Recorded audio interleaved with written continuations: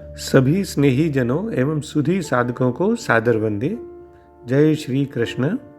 श्रीमद् भगवद गीता अध्याय 8 चैप्टर 8 अक्षर ब्रह्म योग और श्लोक संख्या 6 वर्स 6। आइए इसका पठन वाचन करें और फिर इसका सरल सार और भाव जानने का समझने का प्रयत्न करते हैं।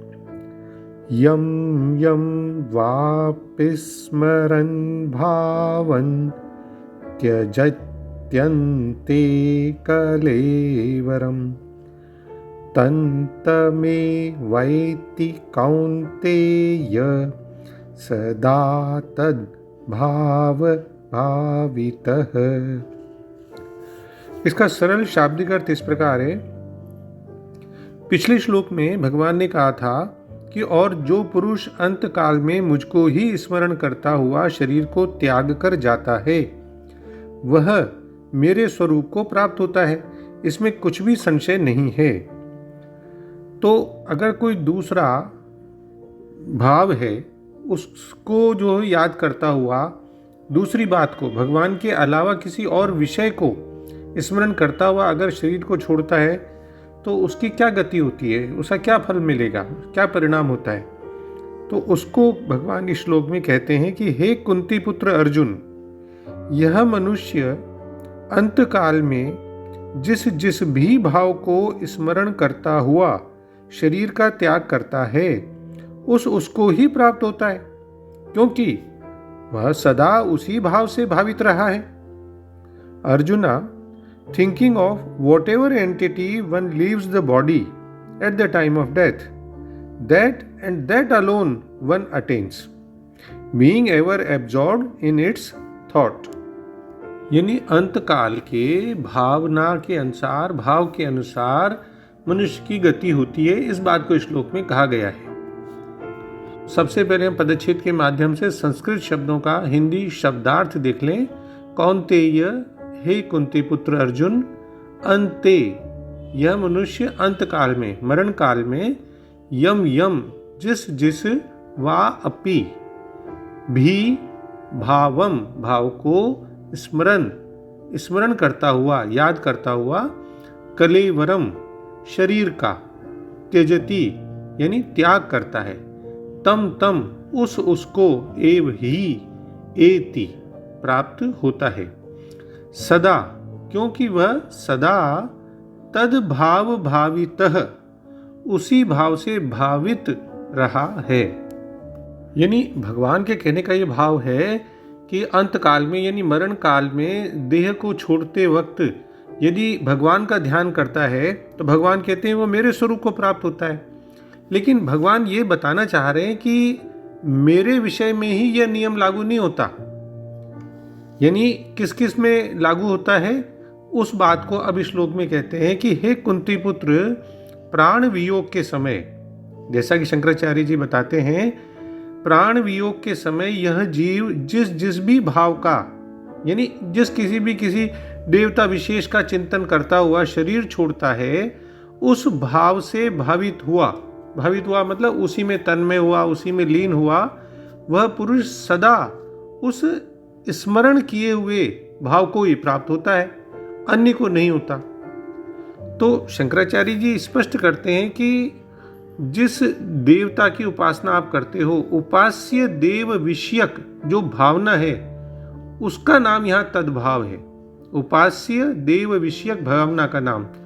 और विद्वानों ने यह भी कहा है कि और भी किसी भाव का अगर हम ध्यान करते हैं उस वक्त, यानी याद करते हैं उसको मृत्यु के समय, तो उसी भाव को प्राप्त होते हैं।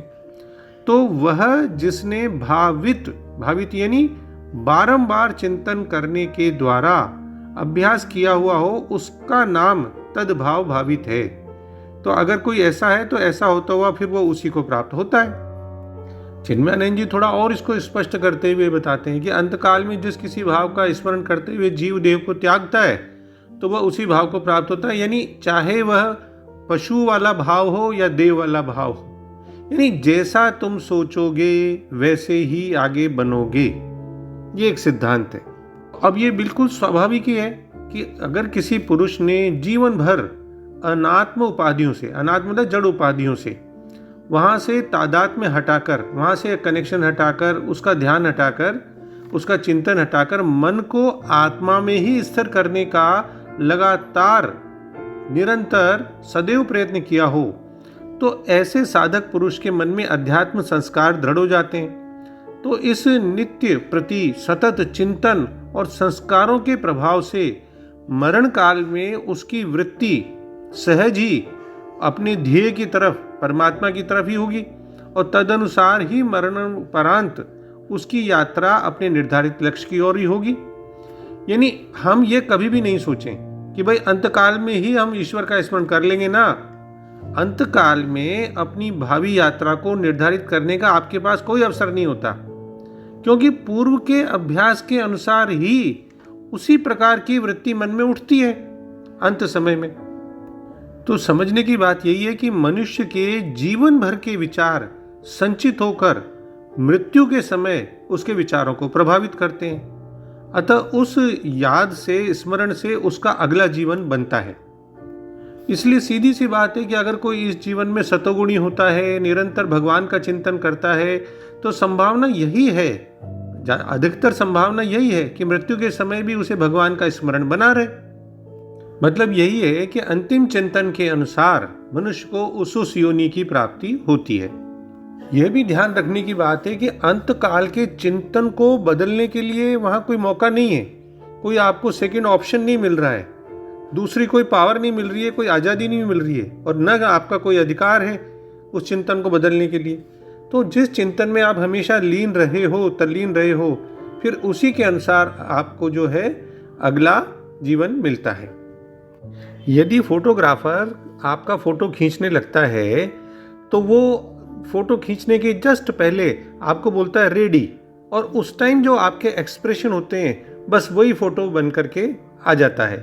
लेकिन यहाँ आपके पास ऑप्शन है कि वो उसको डिलीट कर देगा। सेकंड ऑप्शन भी है कि अगर अच्छा फोटो नहीं आया तो दोबारा खींच लें, और दूसरा वो आपको रेडी ऐसा बोलता है ताकि आप तैयार हो जाओ।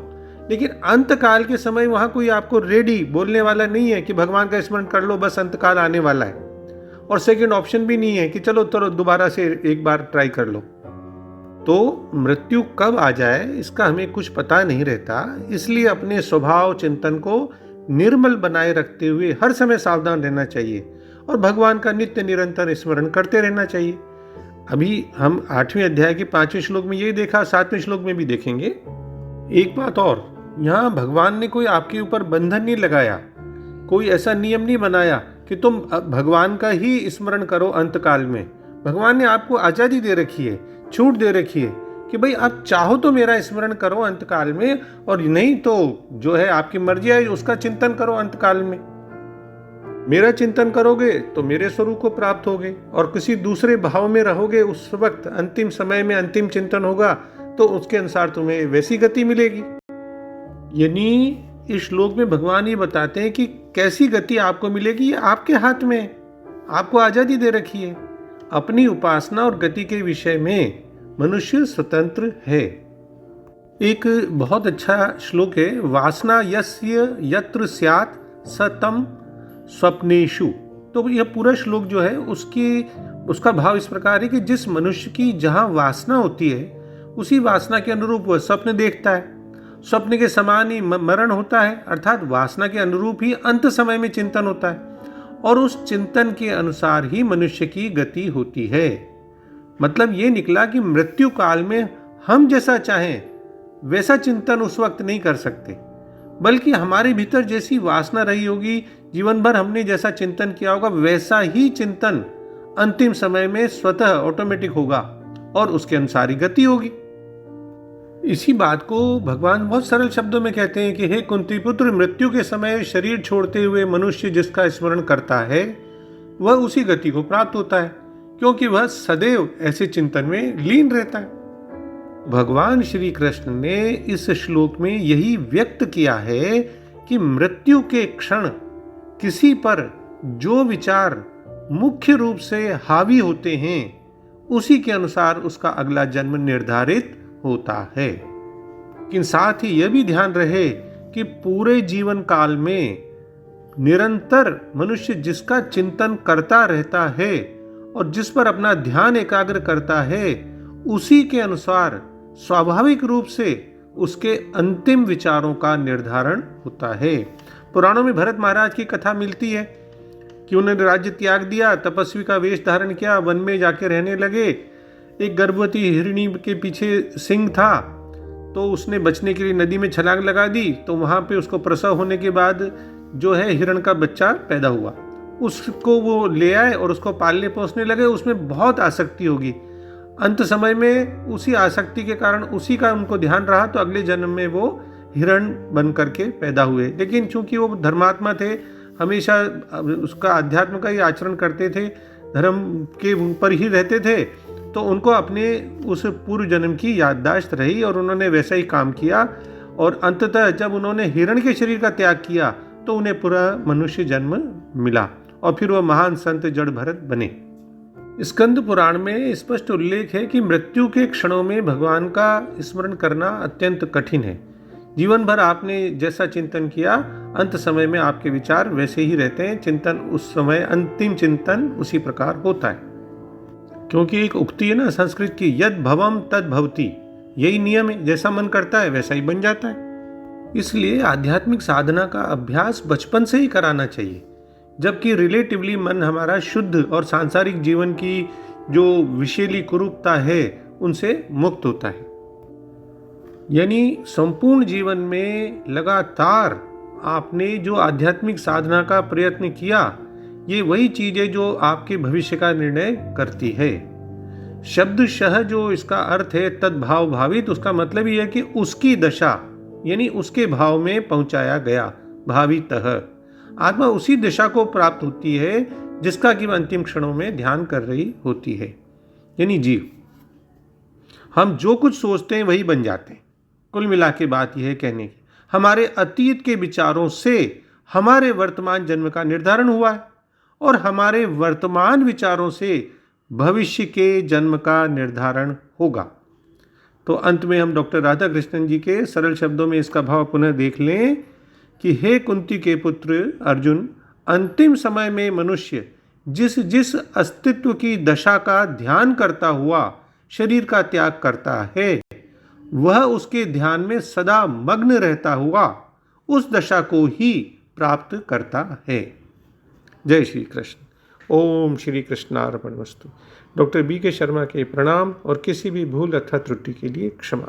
सर्वे भवन्तु सुखिनः, सर्वे सन्तु निरामया।